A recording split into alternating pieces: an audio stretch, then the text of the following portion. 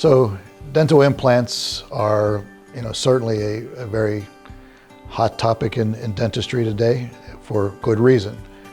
Whenever a patient presents with an interest, whether they're missing one, several, or all of their teeth, the process is to determine what their expectations are, and then to determine whether they're a candidate to receive implants, aka do they have the bone volume and the health features to accomplish that.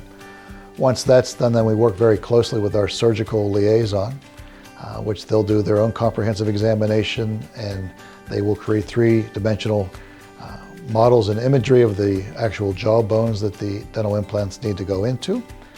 Once that's been collaborated and consulted on, then the plan of action goes in place, and the implants go in after a certain healing period. Then they return, and we'll be able to create the tooth or teeth or the dentures or bridges that go on those implants. And that can take, a varied amount of time. It can be quote unquote teeth in a day, or it can be something that requires a bit more time. The best candidates are typically someone who has stopped growing. So we're looking at, boys, somewhere in the neighborhood of 18 years old, ladies maybe a little bit younger. Basically someone who is, past puberty, and from that point to infinitum.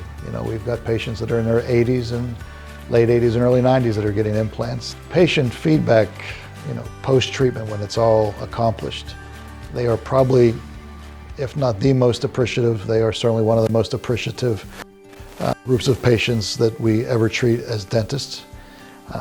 To give them the ability to chew and eat just about anything that they would like to chew and eat, particularly for someone who's been dentally compromised for years, oftentimes decades.